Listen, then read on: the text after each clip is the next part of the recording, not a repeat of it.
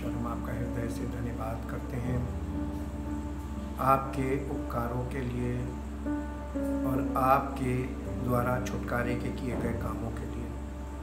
जब हम आपके उन कामों को विश्वास से ग्रहण करते हैं, आपके इकलौते पुत्र प्रभु यीशु मसीह को अपना उद्धारकर्ता स्वीकार करते हैं, आप हमें अपनी पवित्र आत्मा के द्वारा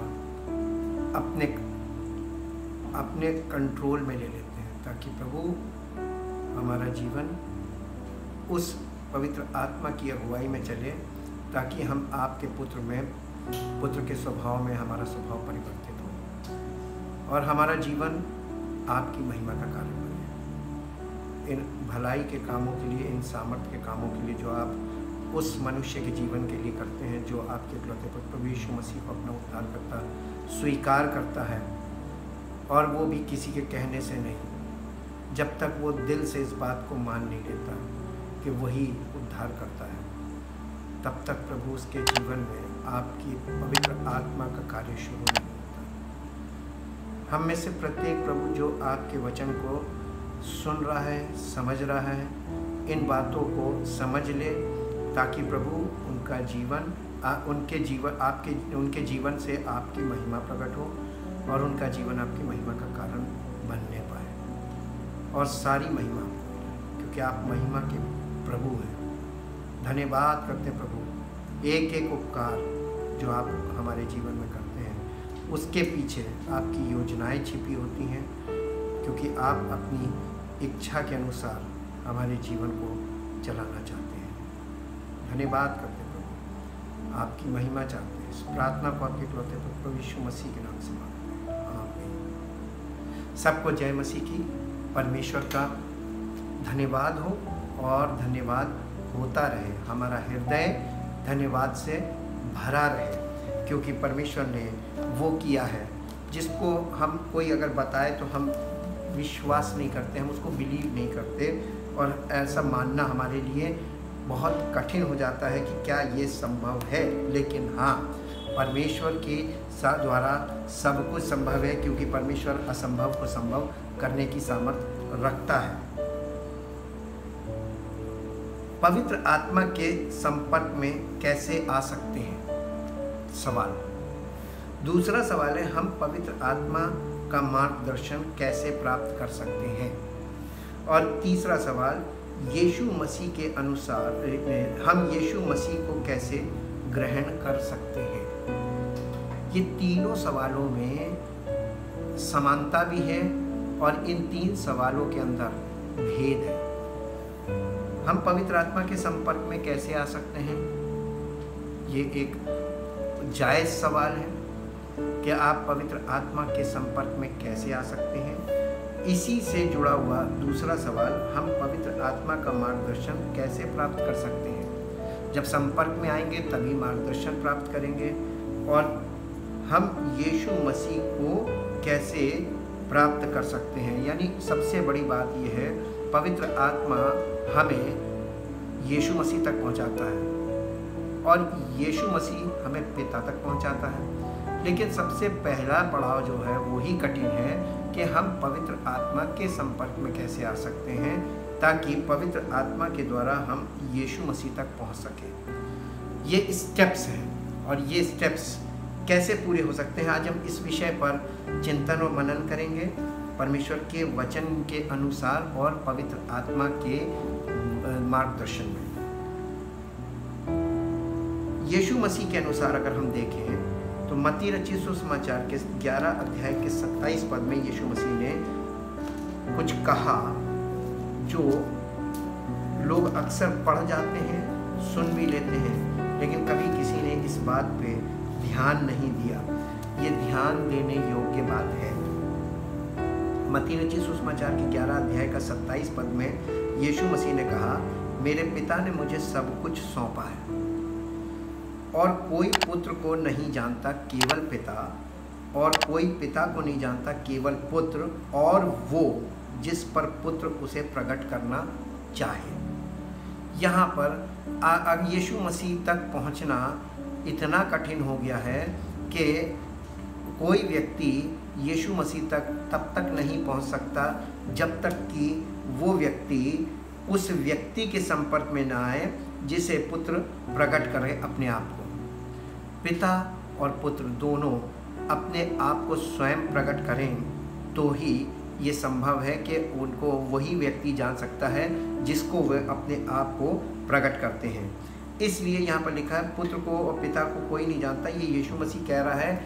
इसलिए ये बात मान्य है, जायज़ है और समझने वाली बात है कि कोई पुत्र को नहीं जानता केवल पिता, और कोई पिता को नहीं जानता केवल पुत्र, और वो यानी तीसरा वो व्यक्ति जानता है पुत्र को भी और पिता को भी जिस पर पुत्र उसे प्रकट करे।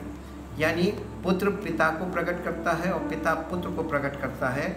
ये प्रकटीकरण दोनों आपस में एक दूसरे का करते हैं, लेकिन जिसको ये प्रकटीकरण करते हैं केवल वही व्यक्ति परमेश्वर को और उसके इकलौते पुत्र को जान सकता है, बाकी कोई नहीं। तो हम फिर यीशु मसीह तक कैसे पहुंच सकते हैं? इंग्लिश में हम चल के इसको देखेंगे एम्प्लीफाइड वर्जन में, ताकि हमको थोड़ा सा और क्लैरिटी मिले। 11 अध्याय the book of Matthew chapter 11 verse 27, और इसको हम इसमें देखेंगे तो यहाँ पे इंग्लिश से हमको थोड़ा सा क्लू मिल जाए।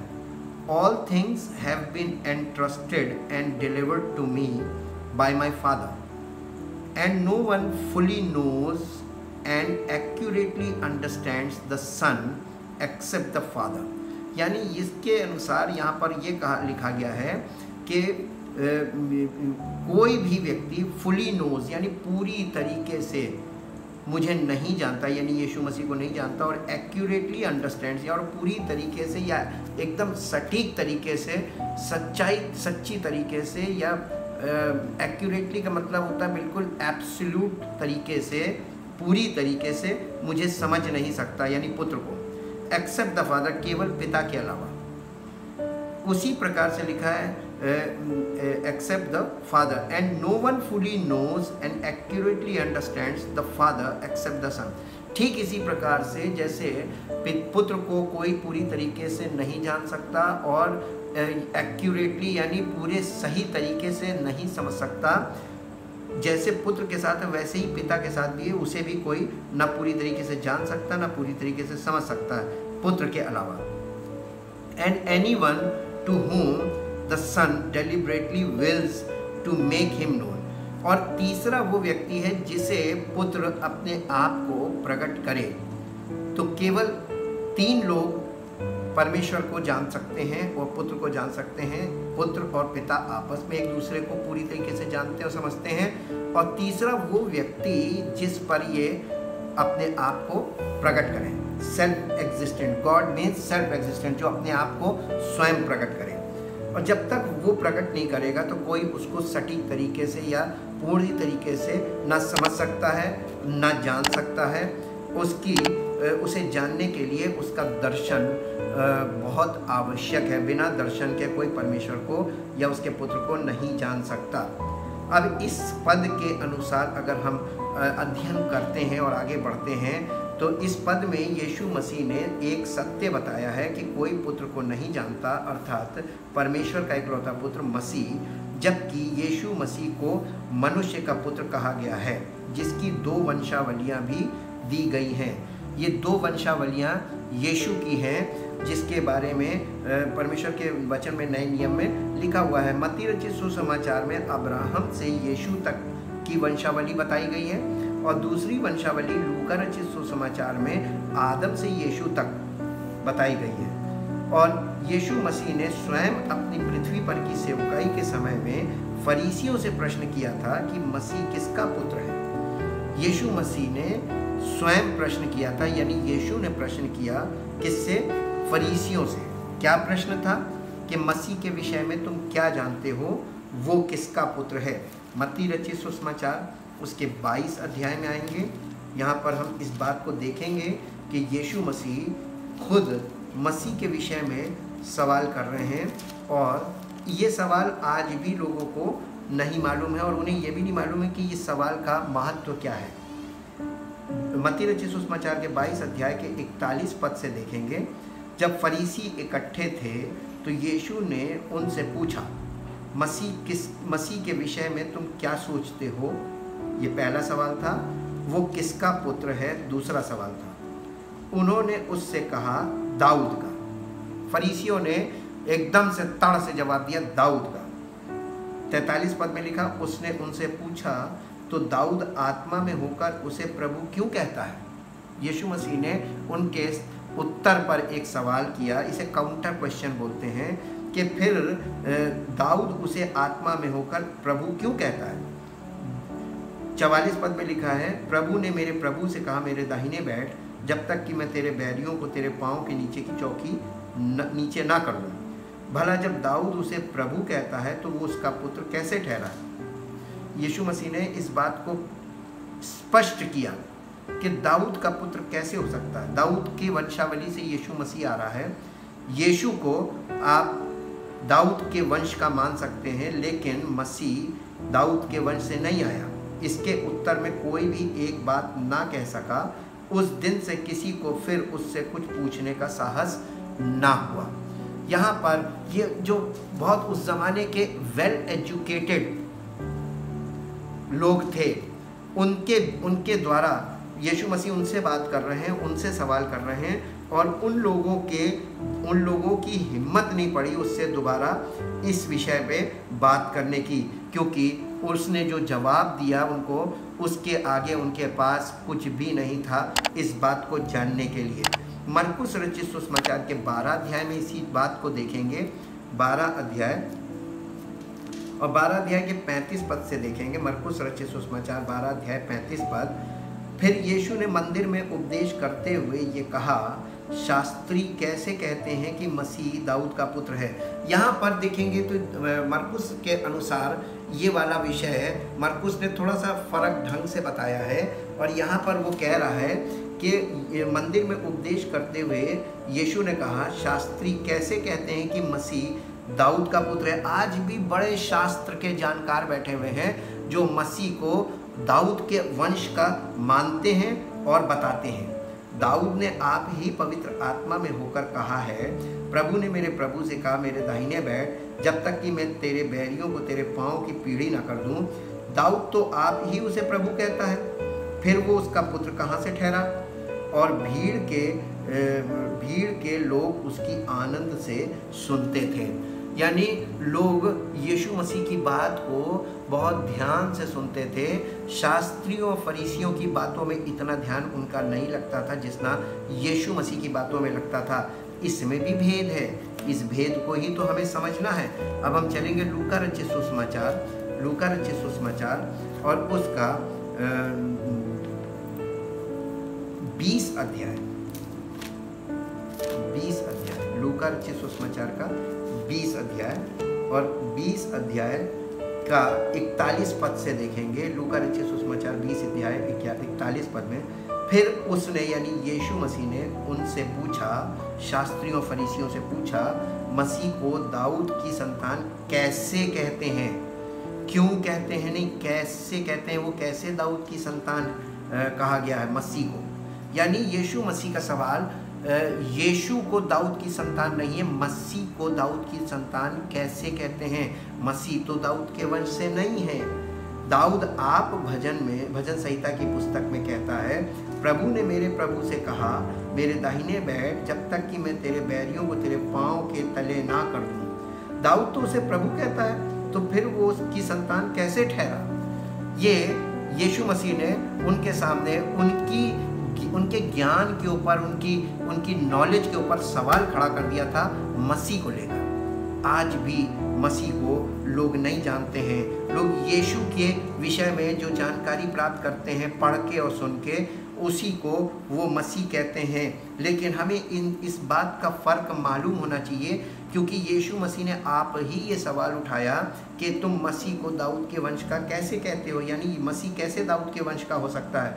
यीशु की वंशावली को हम देखते हैं, उस वंशावली में भी ये बताया गया है कि यीशु जो मरियम से उत्पन्न हुआ और मसीह कहलाया, मसीह पैदा भी नहीं हुआ और मसीह कहलाया।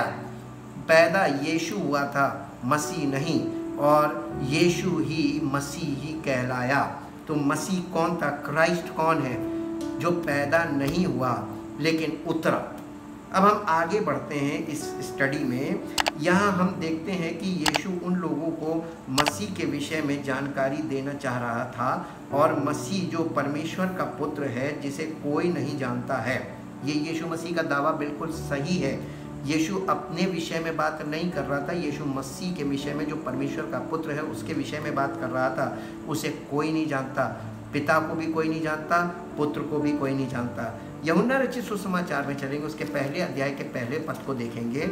यूहन्ना रचित सुसमाचार उसका पहला अध्याय और पहला पद यहाँ पर इस प्रकार से लिखा हुआ है।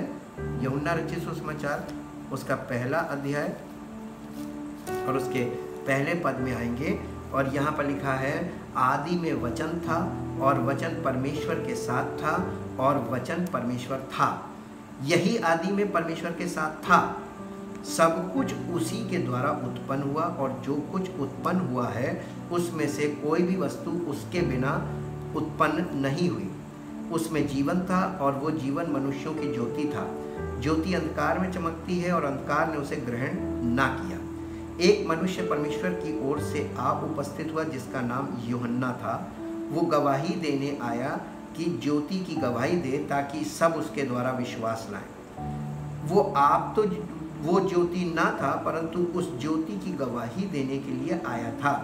सच्ची ज्योति जो हर एक मनुष्य को प्रकाशित करती है, जगत में आने वाली थी। वो जगत में था और जगत उसके द्वारा उत्पन्न हुआ, और जगत ने उसे नहीं पहचाना।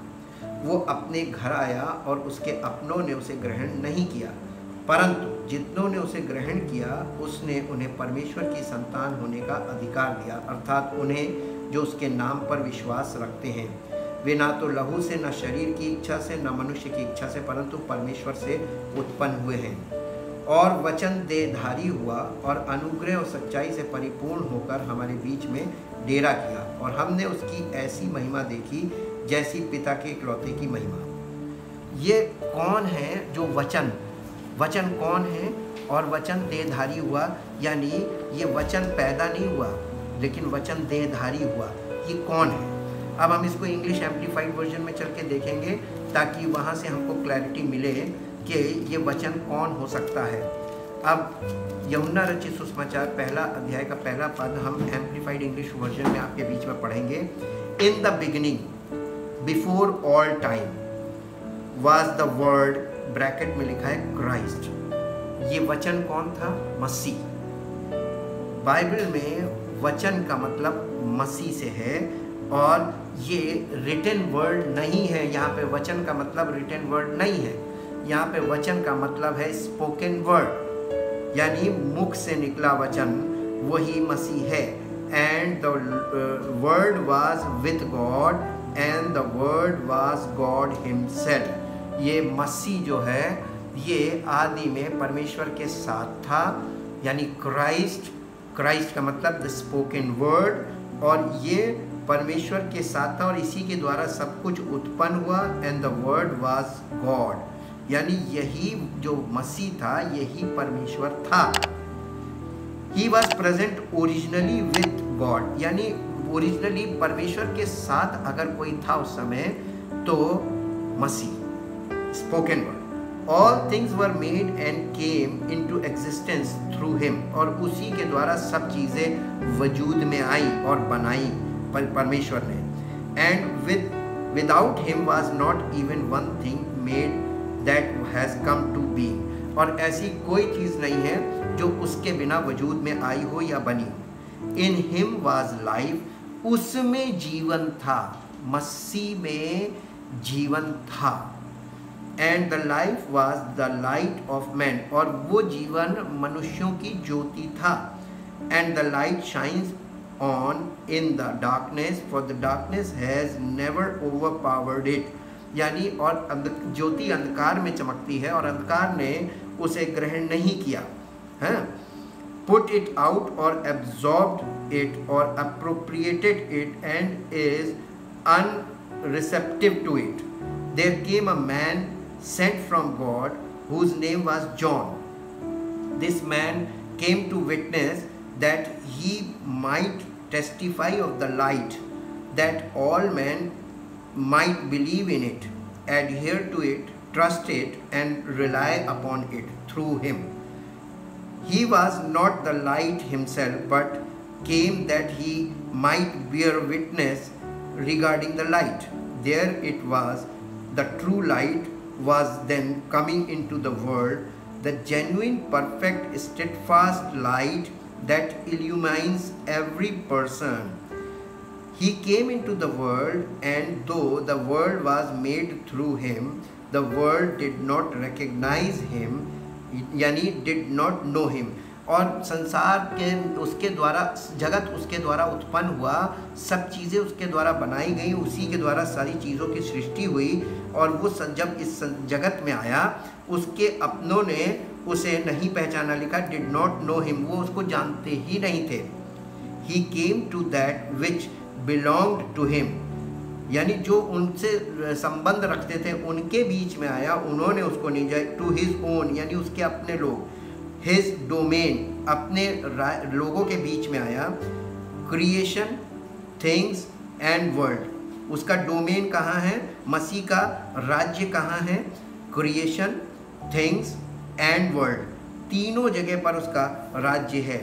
Who were his own did not receive him, और उसके जो अपने थे उन्होंने उसको ग्रहण नहीं किया, उसको ग्रहण नहीं किया, यानी उसको एक्सेप्ट नहीं किया।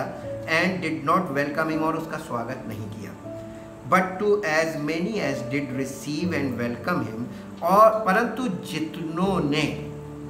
जितनों ने उसको ग्रहण किया अर्थात उसका स्वागत किया, उन लोगों ही गेव द अथॉरिटी, यानी उन लोगों को उसने ये अधिकार दिया, power, privilege, right to become the children of God, that is to those who believe in, यानी अर्थात उन लोगों को जो उसको विश्वास से ग्रहण करते हैं।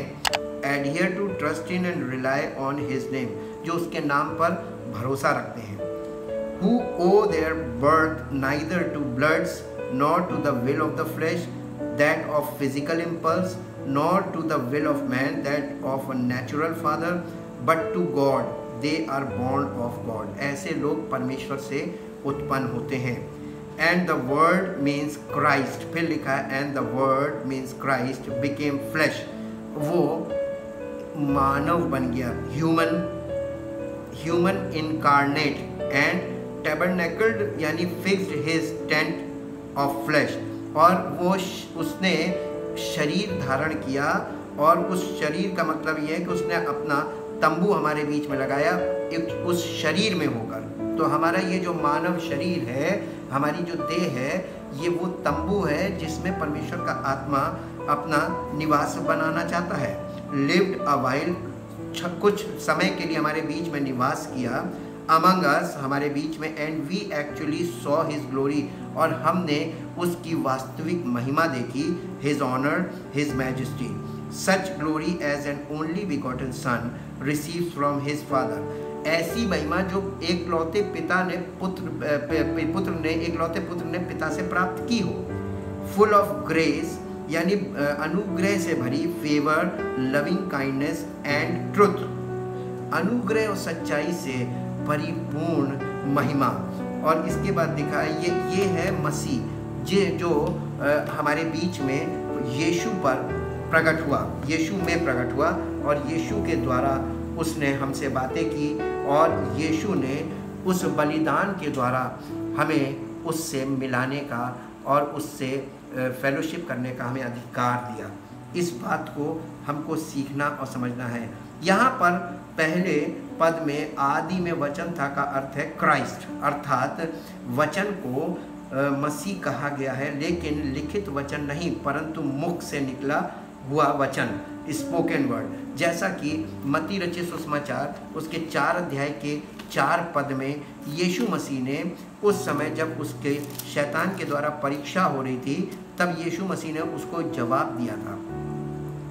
4 अध्याय का 4 पद, यीशु ने उत्तर दिया, लिखा है, यानी रिटन वर्ड में कहाँ पे ये चीज़ दर्ज है, यानी रिटन रिकॉर्ड से यीशु मसीह शैतान को ये बताना मांग रहा था कि पहले से ऐसा लिखा गया है, व्यवस्था में लिखा हुआ है।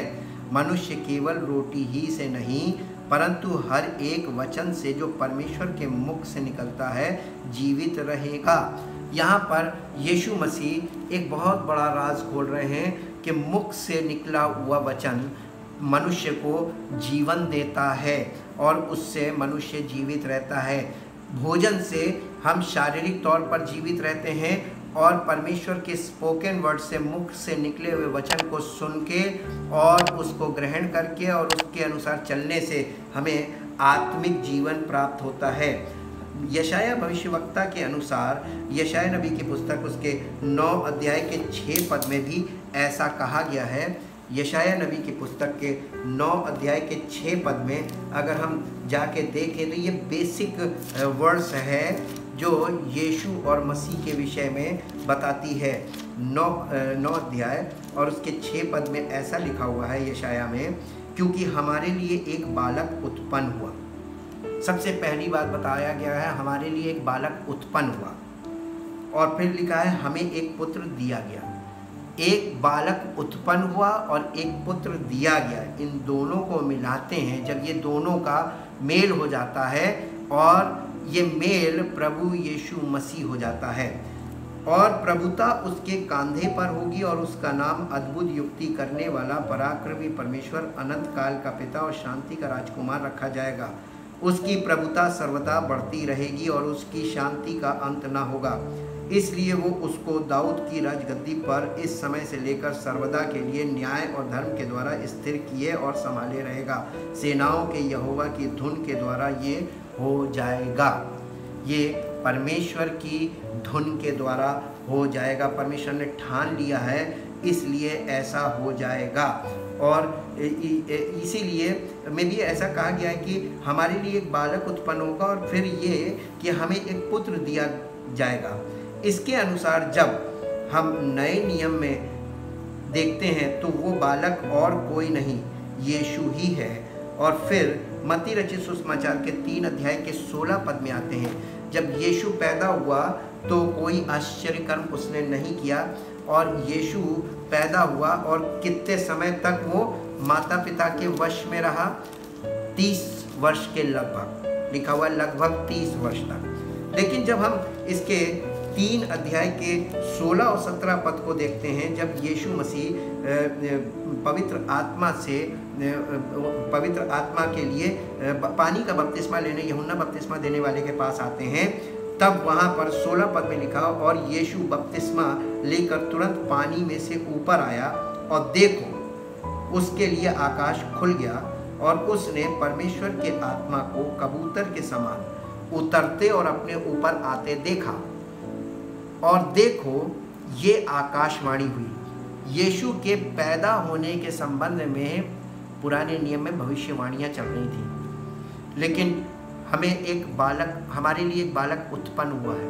उस बालक को जो उत्पन्न होने वाला था उसके विषय में भविष्यवाणी चल रही थी। लेकिन हमें एक पुत्र दिया गया है, इसके विषय में भी भविष्यवाणी चल रही थी। लेकिन जब वो पुत्र उतरा तब आकाशवाणी हुई, और लिखा हुआ है, और देखो ये आकाशवाणी हुई, ये मेरा प्रिय पुत्र है।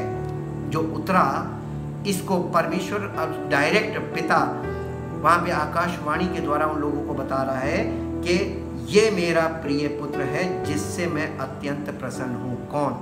जो यीशु पर उतरा।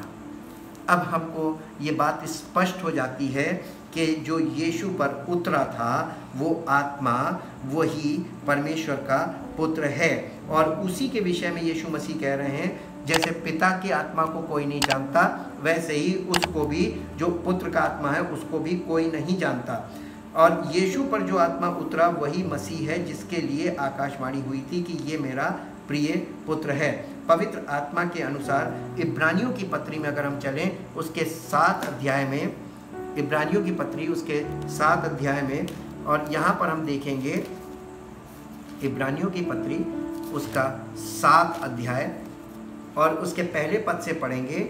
ये मेलिकिसेदक शालेम का राजा और परम प्रधान परमेश्वर का याजक सर्वदा याजक बना रहता है। जब अब्राहम राजाओं को मारकर लौटा जाता था तो इसी ने उससे भेंट करके उसे आशीष दी। इसी को अब्राहम ने सब वस्तुओं का 10वां अंश भी दिया।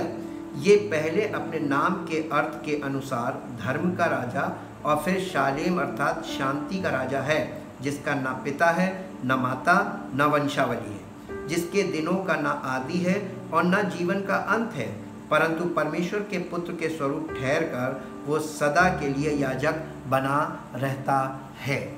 ये कौन था मालूम है? मसीह, जिसका ना तो जीवन का आदि है या जीवन की शुरुआत है और ना जीवन का अंत है, जिसका न माता है न पिता है न वंशावली है।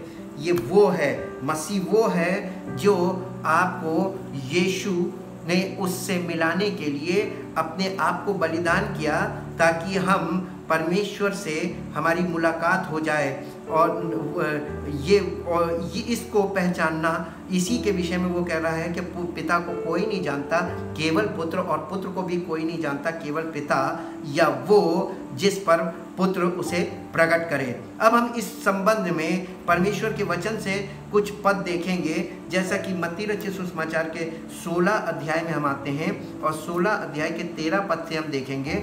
यीशु कैसरिया फिलिप्पी के प्रदेश में आया और अपने चेलों से पूछने लगा, लोग मनुष्य के पुत्र को क्या कहते हैं? उन्होंने कहा, कुछ तो यूहन्ना बपतिस्मा देने वाला कहते हैं, और कुछ एलिया, और कुछ यर्मिया या भविष्यवक्ताओं में से कोई एक कहते हैं। उसने उनसे कहा, परंतु तुम मुझे क्या कहते हो? शमौन पतरस ने उत्तर दिया, तू जीवते परमेश्वर का पुत्र मसीह है। यीशु ने उसको उत्तर दिया, हे शमौन, योना के पुत्र, तू धन्य है, क्योंकि मांस और लहू ने नहीं, परंतु मेरे पिता ने जो स्वर्ग में है ये बात तुझ पर प्रकट की है। यानी पिता ने उस पतरस को इस बात को प्रकट किया कि वो मसीह को पहचान ले, जो यीशु के जीवन में था, जो यीशु पर उतरा था। मरकुस रचित सुसमाचार में इसी बात को देखेंगे। मरकुस रचित सुसमाचार उसके 8 अध्याय में चलेंगे। मरकुस रचित सुसमाचार उसका 8 अध्याय और 8 अध्याय का मरकुस रचित सुसमाचार 8 का 27 पद से देखेंगे। यीशु और उसके चेले कैसरिया फिलिप्पी के गांव में चले गए। मार्ग में उसने यानी यीशु ने अपने चेलों से पूछा, लोग मुझे क्या कहते हैं? उन्होंने उत्तर दिया, यूहन्ना बपतिस्मा देने वाला, पर कोई एलिया और कोई भविष्यवक्ताओं में से एक भी कहते हैं। उसने उनसे पूछा, परंतु तुम मुझे क्या कहते हो? पतरस ने उसको उत्तर दिया, तू मसीह है। पतरस ने यहाँ पर मरकुस के अनुसार वो बता रहा है कि पतरस ने उसको उत्तर दिया, तू मसीह है। तब उसने उन्हें चिताकर कहा कि मेरे विषय में ये किसी से ना कहना, मेरे विषय में ये किसी से ना कहना, क्योंकि कोई इस बात को मानेगा नहीं। लूका रचित सुसमाचार के 9 अध्याय में चलेंगे और इसी विषय से संबंधित बात देखेंगे। वहाँ पर क्या लिखा है? 9 अध्याय और 9 अध्याय का 18 पद से, जब वो एकांत में प्रार्थना कर रहा था और चेले उसके साथ थे, तो उसने यानी यीशु ने उनसे पूछा, लोग मुझे क्या कहते हैं? उन्होंने उत्तर दिया, यूहन्ना बपतिस्मा देने वाला, और कोई एलिया, और कोई ये कि पुराने भविष्यवक्ताओं में से कोई जी उठा। उसने उनसे पूछा, परंतु तुम मुझे क्या कहते हो? पतरस ने उत्तर दिया, परमेश्वर का मसीह। वहाँ पे जीवते परमेश्वर का पुत्र मसीह, फिर तू मसीह है, और उसके बाद परमेश्वर का मसीह। तब उसने उन्हें चिताकर कहा, ये किसी से ना कहना। मसीह के विषय में आप किसी से बोलेंगे तो उसकी समझ में नहीं आएगा जब तक वो अपने आप को प्रकट नहीं करेगा। कोई मसीह को जान नहीं सकता। ये सत्य हमें यहाँ से क्लियर हो जाता है। केवल परमेश्वर अपने आप को प्रकट करता है, और जिसको प्रकट करता है वही उसको जान सकता है। यूहन्ना रचित सुसमाचार के 16 अध्याय के 16 पद में चलेंगे। यूहन्ना रचित सुसमाचार उसका 16 अध्याय का 16 पद, यहाँ पर इस प्रकार से यीशु मसीह ने कहा अपने चेलों से 16 अध्याय के 16 पद में, थोड़ी देर में तुम मुझे ना देखोगे और फिर थोड़ी देर में मुझे देखोगे। ये बात एक ऐसा पजल है, एक ऐसी पद है जो पजल की तरह है, एक पहेली की तरह, जिसे कोई भी नहीं समझ सकता। तब उसके कुछ चेलों ने आपस में कहा, ये क्या है जो वो हमसे कहता है, थोड़ी देर में तुम मुझे ना देखोगे और फिर थोड़ी देर में मुझे देखोगे, और ये इसलिए कि मैं पिता के पास जाता हूँ। तब उन्होंने कहा, ये थोड़ी देर में जो वो कहता है क्या बात है, हम नहीं जानते कि वो क्या कहता है। यीशु ने ये जानकर कि वे मुझसे पूछना चाहते हैं, उनसे कहा, क्या तुम आपस में मेरी इस बात के विषय में पूछताछ करते हो? थोड़ी देर में तुम मुझे ना देखोगे और फिर थोड़ी देर में तुम मुझे देखोगे। मैं तुमसे सच सच कहता हूँ, तुम रोगे और विलाप करोगे, परंतु संसार आनंद करेगा। तुम्हें शोक होगा, परंतु तुम्हारा शोक आनंद में बदल जाएगा। कैसे? कि यीशु मसीह क्रूसीफिक्शन के बाद आत्मा में फिर से प्रकट हुआ। पवित्र आत्मा और कोई नहीं, मसीह का आत्मा है। ये वो मसीह है जो यीशु के बलिदान के बाद इसलिए प्रकट हुआ ताकि जो कोई उस बलिदान पर विश्वास करे, यही आत्मा उसको परमेश्वर तक पहुंचाता है। यही आत्मा, मसीह का आत्मा हमारी अगुवाई करता है। इस बात को और मजबूती से कि आज संसार में यीशु का विरोध नहीं बल्कि मसीह का विरोध है। मसीह के विरोध को हमें ये समझना है, ये वो कौन लोग हैं और मसीह का विरोध कैसे करते हैं, इसकी जड़ हमको समझनी है। तो पहला यूहन्ना की पत्री उसके 2 अध्याय में आएंगे और उसका 22 पद यहाँ पर लिखा है, झूठा कौन है? ये सवाल है, झूठा कौन है? केवल वो जो यीशु के मसीह होने से इनकार करता है, और जो यीशु के मसीह होने से इनकार करता है और मसीह का विरोधी वही है जो पिता का और पुत्र का इनकार करता है। जो कोई पुत्र का इनकार करता है उसके पास पिता भी नहीं, और जो पुत्र को मान लेता है उसके पास पिता भी है। जो कुछ तुमने आरंभ से सुना वही तुम में बना रहे जो तुमने आरंभ से सुना है। यदि वो तुम में बना रहे तो तुम भी पुत्र में और पिता में बने रहोगे, और जिसकी उसने हमसे प्रतिज्ञा की वो अनंत जीवन है। पुत्र का मतलब है मसीह, और मसीह को देख लेना, मसीह को जान लेना और मसीह के अनुसार जीवन व्यतीत करने का मतलब है पिता को देख लेना, पिता को जान लेना, उसकी उपस्थिति में जीवन व्यतीत करना। और जो कोई यीशु को मसीह है नहीं मानता वही मसीह विरोधी है। अक्सर लोग यीशु का आदर करते हैं, उसे मानते हैं, लेकिन मसीह को नहीं मानते, अर्थात स्पिरिचुअल जीसस को नहीं मानते हैं। उस पुत्र के आत्मा को जो परमेश्वर का इकलौता पुत्र है और जिसकी ना कोई वंशावली है, जिसका न कोई माता है ना पिता है, उसे ना जानते हैं, और जानेंगे नहीं तो मानेंगे कैसे।